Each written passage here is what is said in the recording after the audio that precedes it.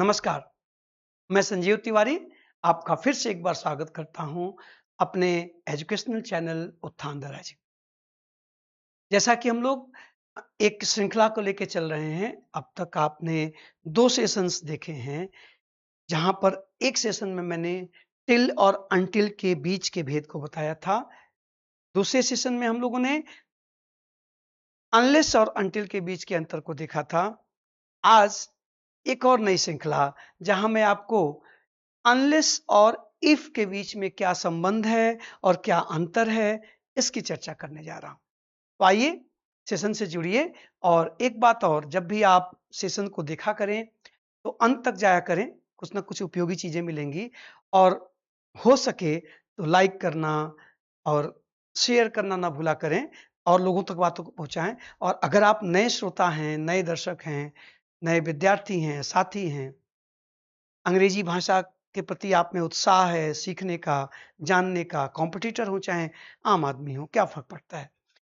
तो चैनल को सब्सक्राइब करना ना भूलें, सबसे बड़ी चीज है। जुड़े रहेंगे तो रोज कुछ ना कुछ मिलेगा। मैं आशा करता हूं कि मेरे छोटे छोटे सेशंस आपको एनरिच कर रहे हैं, आपके नॉलेज को स्ट्रेंथन कर रहे हैं, स्ट्रेंथ प्रदान कर रहे हैं। अगर ऐसा है तो फीडबैक देना भी ना भूलें। आइए शुरू करते हैं आज का एक और interesting session, unless versus if. देखिए जरा, तो ये अनलेस, मैं कलर चेंज कर लूं,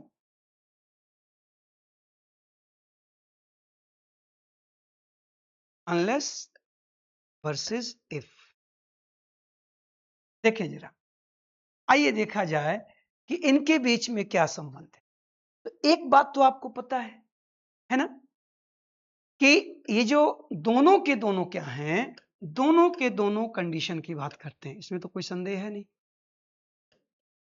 दोनों कंडीशन की बात करते हैं, दोनों से शर्त का बोध होता है, ये आप जानते हैं। ठीक है, अंतर क्या है कि एक का मतलब है हिंदी में जब तक न, और इसका मतलब है यदि। तो अब जरा ध्यान से देखें, ये जो मैंने हिंदी यहां पर लिखी है, इस हिंदी से पहले तो ये जान गए आप कि दोनों से कंडीशन का बोध होता है, दोनों शर्त रखते हैं, दोनों शर्त की बात होती है, इसमें तो कोई संदेह नहीं रहे। दूसरी चीज कि आप जैसे ही मैंने इसकी हिंदी लिखी, जब तक न और यदि, तो एक बात आपके समझ में आ गया, क्या? इसमें न लगा हुआ है, इसका मतलब ये ऑलरेडी नेगेटिव है। इसका जो ऑरा है, इसका जो सेंस है, वो नेगेटिव है ना। इसलिए पिछले वीडियो को अगर आपने ध्यान से देखा होगा तो हम लोगों ने चर्चा की थी कि इसके साथ कभी नेगेटिव वर्ब नहीं आती, अनलेस के साथ कभी नेगेटिव वर्ब नहीं आती। अर्थात आप अनलेस यू गो कहोगे तो करेक्ट है, यदि आपने अनलेस यू डोंट गो कहोगे तो इनकरेक्ट है। ये बात स्पष्ट हो गई पहले कि अनलेस के साथ वर्ब पॉजिटिव होगी, अफर्मेटिव होगी, नेगेटिव नहीं। इफ के साथ क्या है? तो इफ के साथ आपकी मर्जी। अगर आपने कहा इफ यू गो तो भी ठीक है, अगर आपने कहा इफ यू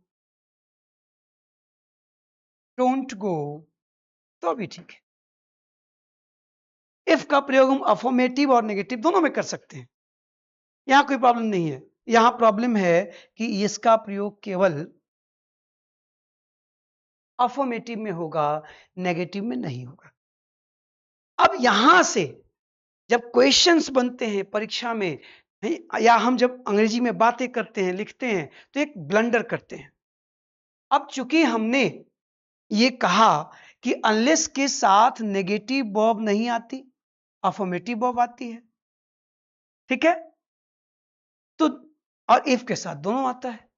तो जैसे ही अनलेस से सवाल बनते हैं और वहां नेगेटिव वर्ब होती है, तो हम तुरंत क्या गलती करते हैं कि कहते हैं कि अनलेस आया है इसलिए वर्ब को अफर्मेटिव में बदल दो, नेगेटिव नहीं रहेगी।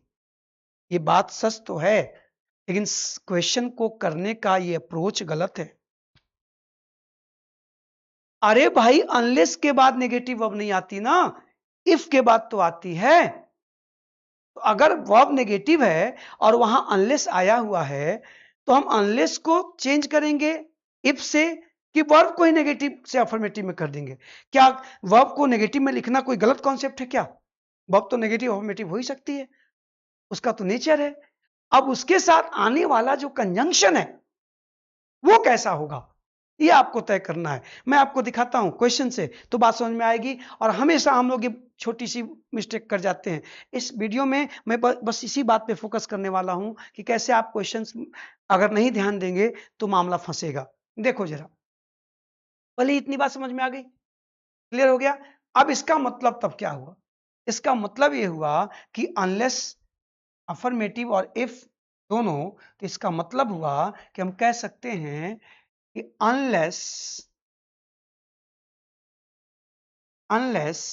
is equal to if not।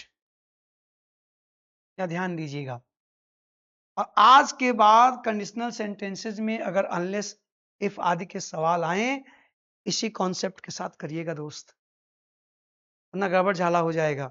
आपको लगता हम सही किए थे, ऐसे मेरा क्वेश्चन गलत हो गया, तो ध्यान से देखिए जरा। Unless is equal to if not. अच्छा, जब मैंने यहाँ पे इफ नॉट लिखा है तो जरा आपकी बुद्धि चलनी चाहिए भाई। नॉट कभी अकेला आता ही नहीं, जब भी नॉट आता है तो उसके साथ कोई ना कोई ऑक्सिलरी वर्ब आती है। इसीलिए तो नॉट को 24 फ्रेंड्स ऑफ नॉट ऑक्सिलरीज को कहा जाता है, क्योंकि जो ऑक्सिलरी आती हैं, जैसे ही नॉट सेंटेंस में आता है तो कोई ना कोई ऑक्सिलरी आके खड़ी हो जाती है उसके बगल में कि मैं इसकी सखी हूं, मुझे भी रखो। अब आप आवश्यकता अनुसार जिस टेंस और जिस सेंस में आपको लिखना है उसके हिसाब से आप ऑक्सिलरी को चुन लेते हैं। कभी कैन, कभी कुड, कभी मे, कभी माइट, कभी शैल, कभी शुड, कभी डू, कभी डज, कभी डिड, कभी हैव, आप चुन लेते हैं ना। देखो जरा, जब मैंने यहाँ इफ नॉट लिखा है तो इस इफ नॉट का मतलब है if do not, if does not, if did not, if can not, if could not, है ना। If has not, if have not, वो डिपेंड करेगा जो भी है। तो मैंने इफ नॉट लिख दिया है, वहां ऑक्सिलरी अंडरस्टूड है, आपको समझना चाहिए, ठीक है ना। अब देखो जरा, अब मान लीजिए एग्जाम में सवाल आया, अब ध्यान से ये कॉन्सेप्ट ही अप्लाई करिएगा। क्वेश्चन बैंक में बहुत ही गंदे आंसर कभी कभी दिए गए हैं, और कभी कभी क्या होगा कि अगर आप इसको नहीं फॉलो करोगे इस नियम को तो आप फंस जाओगे। देखो कैसे, अब सेंटेंस आ जाए कि अनलेस यू डोंट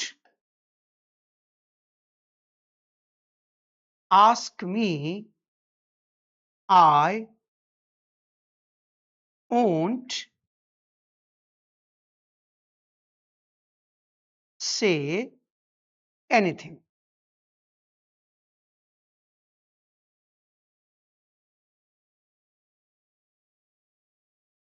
ठीक है, अब ये सेंटेंस एग्जाम में देता है और कहता है कि इसमें एरर पहचानिए। ठीक, अब छूटते ही, चूंकि बचपन से आपके दिमाग में ये भरा गया है, दिमाग में भरा गया है कि अनलेस नेगेटिव होता है, इसलिए अनलेस के बाद नेगेटिव वर्ब का प्रयोग नहीं होता है, ये आपके दिमाग में भरा गया। और आप इस कॉन्सेप्ट के आधार पे, इस सूचना के आधार पे छूटते ही कहते हैं कि यहां पे डोंट नहीं होना चाहिए, डोंट को हटा दो। कमाल की बात है, एरर कंजंक्शन का है और आप शुद्ध वर्ब को करने जा रहे हैं। क्यों भैया, आप ये बताओ कि क्या यू डोंट आस्क, इसको मैं ढक लेता हूं, इसको भी भूल जाइए। क्या यू डोंट आस्क कहना गलत है क्या? तो कोई ग्रामेटिकल मिस्टेक है दोस्त? नहीं है ना। तो भाई एरर क्या है कि ये जो हिस्सा है ये तो बिल्कुल दुरुस्त है ना। ये हिस्सा कहता है कि जब हम आ गए तो हमारा कंजंक्शन अनलेस नहीं हो सकता, अनटिल नहीं हो सकता। अगर यहां टाइम होता तो अनटिल आता, अभी कंडीशन है तो अनलेस आया है। बोलो साहब, तो होगा क्या? आपका आंसर होगा, इसमें एरर क्या है, मैंने एबीसीडी नहीं बनाया, आप इमेजिन करके सोच लो कि यहां पर गलती ये है कि यहां अनलेस नहीं हो सकता, यहां पर क्या होना चाहिए, इफ होना चाहिए। सेंटेंस करेक्ट हो गया। If you don't ask me, चूंकि आपसे एरर पूछ रहा है ना, अगर आप यहां से डोंट को हटा दोगे तो फिर ये तो शुद्धिकरण हो गया ना। आप तो सेंटेंस को करेक्ट कर रहे हैं। क्या आपसे वो सेंटेंस करेक्शन पूछता है कि सेंटेंस में किसी एरर को ढूंढने को कहता है कि एक कॉमन एरर हुआ उसको पहचानिए। तो आप बताओ कि जब यहां पर वर्ब नेगेटिव हो गई तो एरर क्या होगा कि यहां अनलेस नहीं आ सकता, यहां अनलेस नहीं आ सकता, अनलेस की जगह इफ आना चाहिए। आ गई बात समझ में? इस बात को और समझो। अगर आप ऐसा कर, मान लीजिए मैं एक और सेंटेंस, पहले ये क्लियर हो गया इतना ना कि अगर इसमें कोई कहे कि इसमें क्या एरर है, एरर क्या है, यानी कि इसको शुद्ध कर दो। शुद्ध करने के तो दो तरीके हो सकते हैं। हमने यहाँ इफ रखा तब भी शुद्ध हो गया, और यहाँ से डोंट हटा दिया तब भी शुद्ध हो गया। तो सिंटैक्स हो गया ना, जो आप इंटर हाई स्कूल में पढ़ते हो। तो आप इंटर हाई स्कूल के विद्यार्थी हो और आपके एग्जाम में ये आ गया सिंटैक्स में शुद्ध करने को, तो आपके पास दोनों ऑप्शन खुले हुए हैं बेटा। आप यहां अनलेस को इफ कर दो तो भी करेक्ट हो जाएगा, और यहां डोंट को हटा दो तो भी करेक्ट हो जाएगा। लेकिन अगर पेपर जांचने वाला गंभीर शिक्षक है तो वो इसको हटाने पर आधा नंबर देगा, पूरा नहीं देगा। क्योंकि यहां जो त्रुटि है वो ये है कि इसके साथ अनलेस नहीं आ सकता। Unless is never followed by a negative verb, so immediately unless को इफ में बदलो। Why? Because unless is equal to if not. ये कॉन्सेप्ट है। अच्छा, इसको एक और एग्जांपल से समझो। मैं इसको हटा रहा हूं, ये देखो। अब मैं लिखूं कि अनलेस शी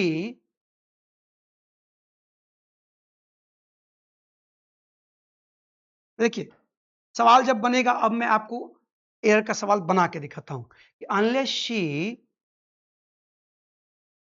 डजंट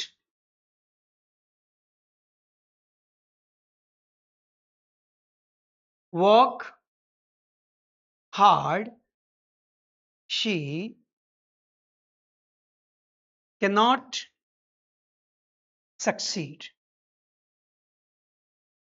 अब देखिए जरा, अब मान लीजिए आप ये जो कह रहे हैं कि ये कर दो ये कर दो। अब सपोज करो इसको क्वेश्चन बनाया आयोग ने और इसको चुन लिया ए, इसको चुन लिया बी, इसको कह दिया सी, और यहां आ गया नो एरर डी। अब एक बात बताओ बेटा कि अगर आप इस कॉन्सेप्ट के साथ जाते हैं कि अनलेस के साथ वर्ब नेगेटिव नहीं आती है, अफर्मेटिव कर दो, तब देखो अब यहां पर जैसे ही आप एक कहोगे कि यहां डजंट नहीं होगा, जब डजंट नहीं होगा साहब तो फिर यहां वर्क की जगह वर्क्स भी तो होगा। आप ये कहते हैं कि डज हट जाएगा, डज नॉट नहीं रहेगा, अनलेस के बाद नेगेटिव नहीं होता है ना? तो अच्छा एक बात और, मैं इसको थोड़ा सा और इंटरेस्टिंग बनाता हूं, और इंटरेस्टिंग बनाता हूं। देखो जरा, मान लो उसने इसको मान लिया ए, इसको बी, ठीक है, ये सी, ये डी, और नो एरर ई। अब देखो जरा कैसे गाड़ी फंसेगी अगर आप कॉन्सेप्ट ठीक करके नहीं जाते हो। तो आपके अनुसार अनलेस के बाद नेगेटिव वर्ब नहीं आती, तो आप कहोगे कि सर यहां पे डजंट नहीं होगा, बी आंसर है, डजंट हटाइए। तो जैसे ही डजंट हटाओगे बेटा तो फिर सी में एरर हो जाएगा, क्योंकि वर्क का तब वर्क्स होना चाहिए। तो फिर दो दो गलतियां कैसे हो सकती हैं? तो सिंपल सी बात है कि मैं जो कॉन्सेप्ट अभी बताया हूं उसके साथ जाओगे तो चाहे ये कहीं भी डंडा खड़ा करे, किसी को भी ए माने बी माने सी माने, क्या फर्क पड़ता है? आप सही कॉन्सेप्ट के साथ जाओ। मेरी बात समझ में आ रही है कि नहीं? अगर आपने कहा कि बी में गलती है, अनलेस के साथ डज नॉट नहीं आएगा, तो जैसे ही डज नॉट को आप यहां से कहोगे कि नहीं रहेगा, तो फिर यहां तक वर्क नहीं वर्क्स होगा ना। फिर इसको गलत मानते ही ये गलत होकर खड़ा हो जाएगा। लेकिन अगर हम कहें कि इसका आंसर ए है, यहां अनलेस की जगह इफ होगा, तो सारी समस्याओं का समाधान हो जाएगा साहब। अब तो ठीक है ना कि if she doesn't work hard she can not succeed. ठीक है, तो सच ये है कि कंडीशन के लिए हम अनलेस के बदले इफ का प्रयोग कभी भी कर सकते हैं। क्यों? क्योंकि इफ अफर्मेटिव में भी प्रयोग होता है और नेगेटिव में भी प्रयोग होता है, अनलेस केवल नेगेटिव में। तो आज के इस सेशन का लब्बोलुआब निष्कर्ष, कंक्लूजन यही है दोस्त, कि हम एक गलत कॉन्सेप्ट को लेकर चलते हैं कि अनलेस के बाद नेगेटिव वर्ब नहीं आती, तो अगर आ गई है तो वर्ब को ही बदल दो। ये गलत अप्रोच है क्वेश्चन को करने का। Unless is not followed by a negative verb, it means आप अनलेस की जगह इफ लेकर आइए। और ये फॉर्मूला अभी मैंने लिखा था, क्या आपको दिखा होगा कि unless is equal to if not. तो जैसे ही अनलेस के बाद नेगेटिव वर्ब आए, आप तुरंत उसको इफ से रिप्लेस कर दीजिए। तो ये अनलेस और इफ के बीच का रिश्ता है। इनके बीच का कायदे से देखा जाए तो दोनों कंडीशन ही बताते हैं, दोनों कंडीशन बताते हैं, बस उनके प्रयोग में अंतर है। और कैसे इफ और अनलेस एक दूसरे को कंपनसेट करते हैं, एक दूसरे का सहयोग करते हैं, इसका ध्यान रखिएगा। वीडियो को देखिएगा और अच्छा लगे तो फीडबैक जरूर दीजिएगा। ऐसी ही छोटी छोटी सूचनाएं टुकड़े टुकड़े में आप तक पहुंचती रहेंगी और आपको मैं स्ट्रेंथ देता रहूंगा। Thank you. देखते रहिए, लाइक करते रहिए, सब्सक्राइब करते रहिए।